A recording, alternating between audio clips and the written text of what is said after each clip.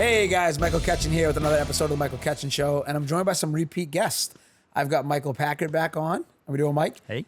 And Phil Harasek. That's right. And I got the last name correct. First take. And we just got some work on in the background, so I'll have to edit that out. Good luck with that, Jake. Thank you guys for coming back in. Absolutely. Thank you. Good to be here. Bright and early, beautiful weather, finally. And Finally, get out there. summertime. Yeah, it's great. How much golf have you played so far this year? Be honest, don't lie. I haven't taken my clubs out of my travel bag. How's a golf guy not play golf? Between family responsibilities and weekend weather, it's just been tough. I think about it. It's there. I don't know why I came back from Arizona for this bullshit. Yeah. I have a serious bone to pick with Hannah Ketchen. Yeah. I don't know why I did this. The sun's out. Sun's Sun's out. out. We'll Sun's hit out. June. Yep. Shift the gears. Focus. How much have you played? Twice. Okay. So Yeah, yeah. it's Maybe three. Maybe And three. he's lying. He's a plus 19. Maybe He's a three. liar. You'll see when we Lying play. to everyone on YouTube, Instagram. You'll see when we play. I'll have a show up. But I wanted to have you guys back on. It's exciting. We're coming up on our second annual PGA Hope just around the corner. tournament, collaboration with Commonwealth Collective. And we actually had an event the other night. We had some of the members, the past PGA Hope members here. And it was awesome. I think those guys are just, they're rock stars. And thank you for everything. And Absolutely. we're joined by Phil, who's actually a PGA Hope recipient himself. Yes. I did not Yep. know that. Yep. Yeah, we just Amongst being an amazing dad, an amazing real estate agent, you're also a PGA Hope recipient. That was fun. Talk a little bit about that. What was the experience like? It was laid back, easy. Once they get over all of us joking around, having a good time, Yep. talking on the side, they wrangle us in. We really start to hone into what we're doing. And it's really just the basics of golf, Yeah. whether that's golf etiquette or And you're still a that's- plus 19 despite the basics. But I got the basics. Yeah. So I know what to do, but actually doing it's the hard part. Yeah. Application. That's golf, knowing The what to do. application, The Michael, yeah. application. Yeah. Step one is knowing what to do. So it was really good, and not just the golf aspect of it. To meet other veterans and hang out, you click immediately. Yeah. We're friends before we even walk on the tee box or walk up to the course together, and you start talking to the guys. And I knew people or I met people that were in the same places that I was, same years, or maybe they were stationed there in 2008 and I was stationed there in 2010. So we talked about different places, and we're usually stationed around the world. So I was talking to guys about Korea, I was talking to guys about Germany, I was talking to guys about Colorado and Texas, and saying, hey, you remember this restaurant at Fort Hood in Texas and things like Yeah. that. And you instantly click, and then you get into the golf. Yeah. And the instruction's great. I did it in Atkinson, New Hampshire. Yep. They do a great job there. I'm actually a member at Atkinson Country Club. They're awesome. This being a shitty golfer story is just falling apart live. I'm a member. I've taken these lessons. But that is all right. So there is the community, and I know that that's huge. And what we see a lot with veterans, and it sounds like it was a similar experience for you, is I don't think it was kind of just like Memorial Day, right? It's like everyone throws up the social media post, which is great. It's like, what are you doing about it? Yeah. And what I love to hear is, you're actually doing something about it. You're doing something about it. We're doing something about it. Just for a quick refresher, Mike, 30 seconds. What is PGA Hope again? Yeah, absolutely. PGA Hope is a program that impacts, changes, and saves lives. It really is. We use the game of golf, the sport of golf, to create the camaraderie. But at the end of the day, it's a golf instruction program that creates a community. It invites anyone who's served. We have active military personnel currently. We have veterans that choose to do it. And you use the game as the vehicle to bond, to heal. We've got so many stories of people being able to get out the door because they know they've got their Hope class that afternoon. Yeah. Or they come back from their Hope class and they're looking ahead to the next session or getting out on the par 3 course at Atkinson. They love to do that. So it's a life-changing and life-saving game for sure and program. And it sounds like piggyback on it. That's why I wanted to bring that up. Because obviously you get the golf, but I mean, I don't think people realize you also share a bond with these guys. You get a chance to go outreach. Oh, yeah.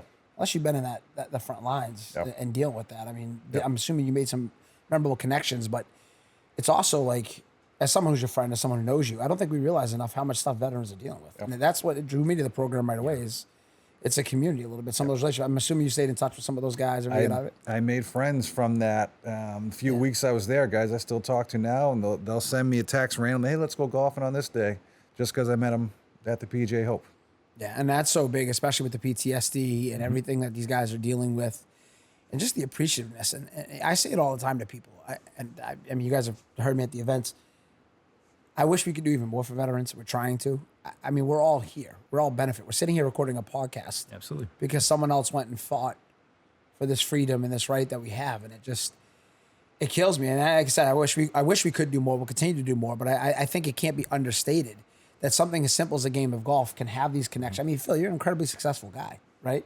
And for you to still get value out of it, because I think you're meeting people at all walks of life. I mean, there was a gentleman who spoke last year at the tournament. You never know where someone's at. You never know what someone's going through, with how they project outside and what they're dealing with.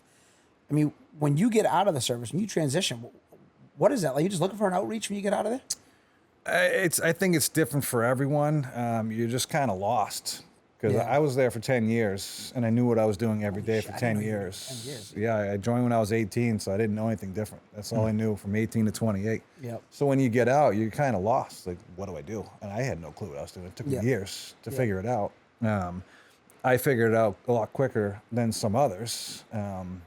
But again, no matter where you are and how long it takes you, you're just kind of lost when you move back in. You lose structure. And having the structure, you wake up every day, you do this, you do that, you go to sleep, you wake up, you do it again. And when you don't have that structure, what are you doing? Yeah, grind you into routine, I think, right? Yep. And I think that's a great way to talk about that structure. So if you were there back then, so were you there for like the whole Bin Laden thing? What years are you in? 2003 to 2013. So I deployed to Afghanistan roughly 40 days after they caught Bin Laden in 2011. What was that like? I was glad they got him. Were they happy to see America, or was it more like mixed? It was mixed bag. Yeah.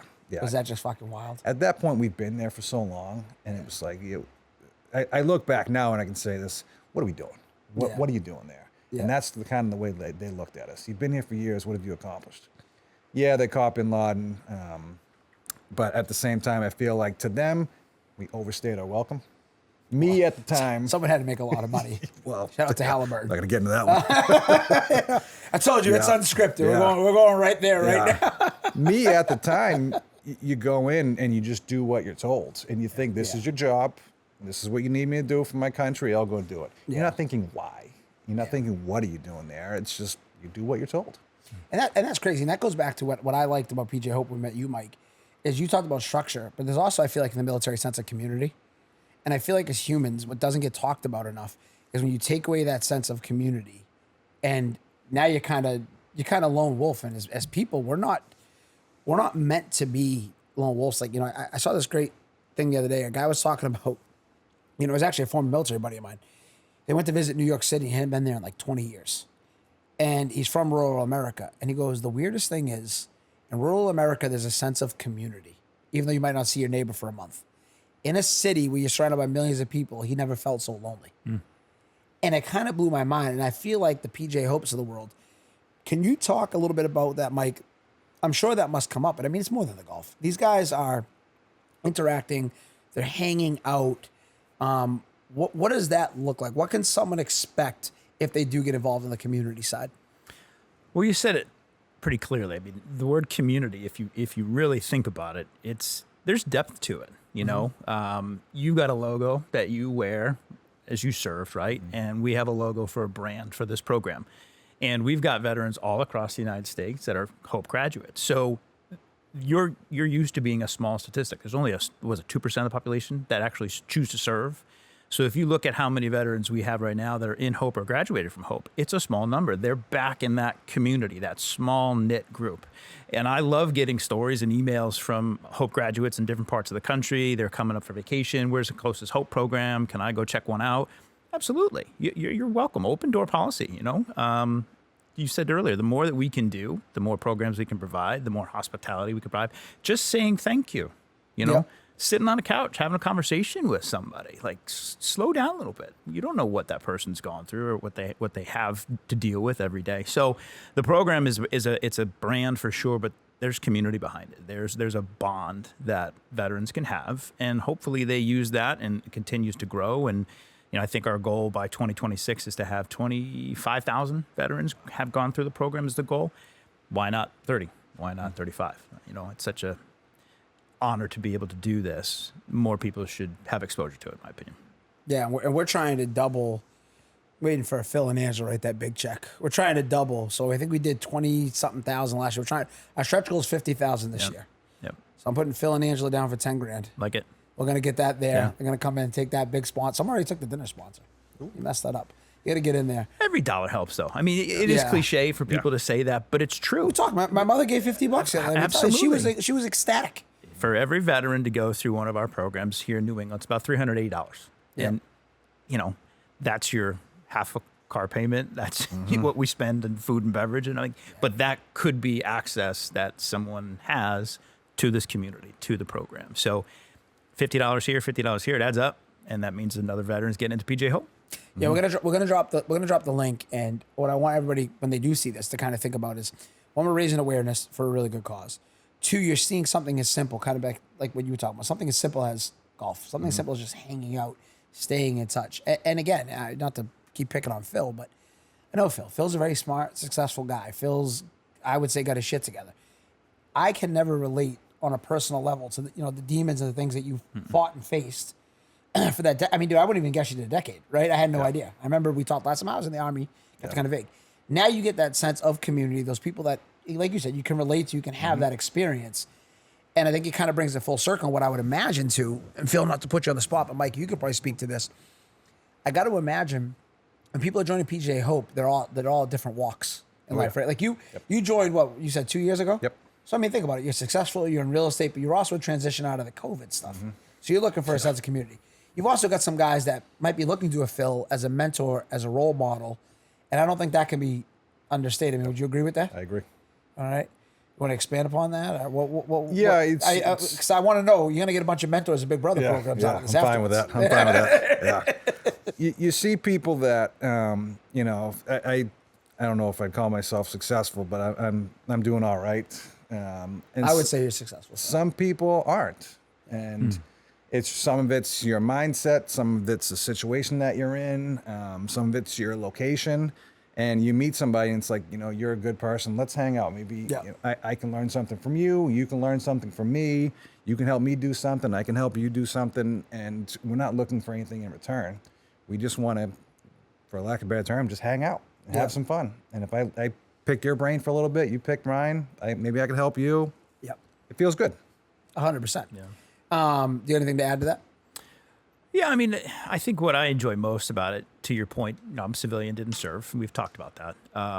But this is my way of serving, right? It's my way of giving back. The veterans that we've had a chance to get to know are so community facing that they have a servant's heart. They want to get back. And, as we've grown this program over the last 5 years, we have a massive database. And now my Hope graduates are the first people we turn to when we need some help or some support, because they just want to help out. They want to be around fellow veterans and they want to help us succeed. So to be able to have that group of individuals that at any moment, like you were saying, want to hang out, want to sit, want to talk, want to bond, it's a great community. I keep using that word, excuse me, but that's the reality of it. It really is. Yeah. Kaylee, do we have the hats here? Are they here? Can you get one of the hats? I'm going to put it on. I'm going to get one to show. So we also did something pretty cool and embarrass myself. So obviously I'm not the eye candy that he is. So one of the things that we did, and she'll grab it off camera, we'll get it. We made these Bet on Yourself hats in a collaboration. And this fucking guy, it goes, okay, he goes out, male model. I'm in Arizona. And they're like, oh, Phil's going to try one on. Professional photo shoot.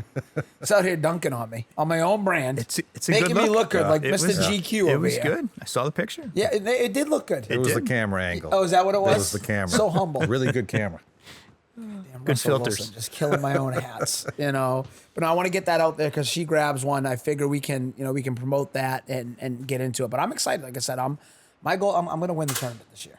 That's my goal. I like it. So who are you playing? Who's in your foursome? A couple work guys. Are you not bringing ringers? What are the actual rules of scramble? Are you supposed to bring ringers? Well, you can. Check this thing out. So we got the Bet on Yourself, right? This is beautiful. I don't know what number this is. We've got a couple of these left. I think there's only a few left. 28 out of 100. PGA Hope, Bet on Yourself. Make sure you grab one of those. We'll put the link in the show. We'll get that going. But yeah, who are you ringing? Because I want to be prepared because I plan to dominate. I think I got 2 single-digit guys. They're pretty good. But one guy that I threw the invite to, and he said yes without hesitation. He actually works for the New Hampshire Air Guard. Oh, nice. He's a big wig with the recruiting department. He runs all the recruiting for So he New golfs Hampshire. all the time, obviously. He golfs more than me. Oh my God. Yeah. So, but what I told him about, and I sent him the flyer and the website, and he didn't even hesitate. Yep, I'll be there. So he's maybe I don't know, 16 handicap. Taylor, if you're watching, I don't know, I could be wrong, but I got 2 single digits coming. That'd be great, especially because you're going to be the biggest sponsor for the tournament this year. Mike, what does it take? Just because this is a little bit fun, because I know. So in the scramble, I think last year, what did we win? I think the champion's not even coming back either. He can't make that date, unfortunately. But I think they won with like they shot like a, I don't know what wins the scramble. I don't remember what it was. Well, I mean, if you're stacking your team, it could get a little silly. Yeah, it can get a little silly. 15, 16 under par. Yeah. But Yeah. I think respect-wise, if you get to double digits, depending on who's in your group, that's respectable. Yeah. But there's no big price check, right? There's no No, trophy. but it's fun. Listen, I'm competitive. I know. All right, and that's You why should. I am definitely bringing my golf coach. Shout out to Nick, to Nelly, and a couple other people. I know Nick very well. Yeah, Nick's on my team. Good guy. So, All so right. don't you come with no bullshit now. All right. I understand. Yeah, the guys at Atkinson do a great job. Yeah. I mean, they're they're the OGs. Shout out to Ryan Norman, one of our buddies, and who came last year and brought just this absolute stud. It was just like crushing the ball, and I'm just like, I didn't know anything at the time, and I'm like, this guy's really good. Yeah. And it turns out, I think he's like a pro. I don't know. I got his name. I don't remember who it was, but it was a blast, and we do a bunch of stuff, and it's a fun day. And if you guys want to get involved in any way, the link's in the show description.